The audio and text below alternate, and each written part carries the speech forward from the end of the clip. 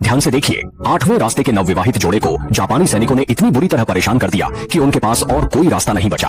अचानक एक सांप गोली की आवाज ने जंगल का सन्नाटा तोड़ दिया। एक जापानी सैनिक ने सटीक निशाना लगाकर कमांडर पर गोली चलाई। गोली ने सीधे उनकी जांघ को भेद दिया। कमांडर दर्द से कांपते हुए नीचे गिर गए। पीछे से जापानी सैनिकों की चिल्लाने की आवाजें नजदीक आती जा रही थी। दुश्मन का जमावड़ा देखकर लग रहा था कि अब वे उन्हें पकड़ लेंगे। अगर पकड़े गए तो अंजाम भयानक होगा। लेकिन हमारा कमांडर एक मजबूत इरादों वाला व्यक्ति था। उसने कष्ट सहते हुए आत्मा को मजबूत रखा। कहते हैं कि पति पत्नी दो शरीर एक प्राण होते हैं, पर विपत्ति में अक्सर यह संबंध डगमगा जाता है। इस बार कमांडर ने इस सोच को गलत साबित कर दिखाया। उन्होंने बिना हिचकिचाए पत्नी से कहा, मुझे छोड़ दो, मैं तुमसे वादा करता हूँ कि तुम्हें घर जरूर ले जाऊंगा। तुम्हें मेरी बात माननी होगी, यह मेरा आदेश है। मैंने तुम्हें एक बार खो दिया था, अब ऐसा दोबारा नहीं होगा।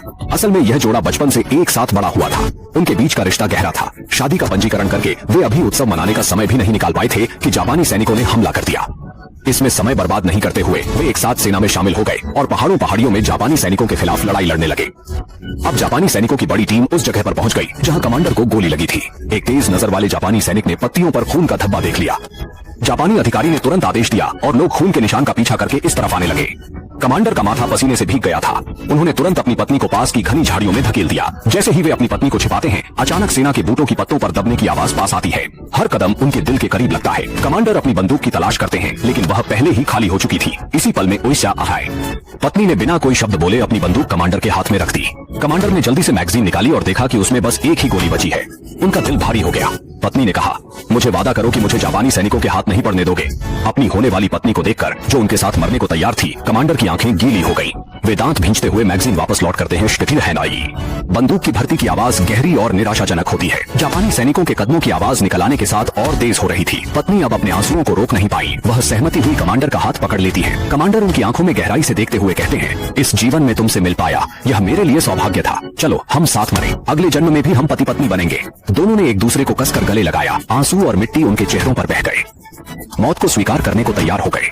जापानी सैनिकों के सामने आत्मसमर्पण करना नामुमकिन था। कमांडर ने धीरे धीरे बंदूक उठाई और उसे अपने सिर की ओर मोड़ लिया। वह अपनी पत्नी के साथ शहादत प्राप्त करने जा रहे थे। वे यह स्वीकार नहीं कर सकते थे कि दुश्मन उन्हें जीवित पकड़ ले। उसी पल जब सब खत्म होने वाला था, अचानक एक तीव्र गोलीबारी की आवाज हुई। असल में 8वें रास्ते की बड़ी सेना आ चुकी थी। गोलियां बरसात की तरह जापानी सैनिकों पर बरस रही थी। दुश्मन इस हमले में सिर उठाने के काबिल भी नहीं रहा। केवल कुछ सेकंड की देरी और इस दुखद जोड़े की कहानी वहीं समाप्त हो जाती। सभी साथी सैनिक बहादुरी से आगे बढ़े। कुछ ही पलों में वे दंपत्ति को बचा लिया गया। इस संकट काल से जीवित बच निकलने की कहानी ने हर किसी का दिल थाम लिया। यही हमारे बहादुर 8वें रास्ते के सिपाही हैं। यही चीनियों के दिल और देश के प्रति वफादारी की सच्ची मिसाल है। ध्यान से देखिए, 8वें रास्ते के नवविवाहित जोड़े को जापानी सैनिकों ने इतनी बुरी तरह परेशान कर दिया कि उनके पास और कोई रास्ता नहीं बचा। अचानक एक सांप गोली की आवाज ने जंगल का सन्नाटा तोड़ दिया। एक जापानी सैनिक ने सटीक निशाना लगाकर कमांडर पर गोली चलाई। गोली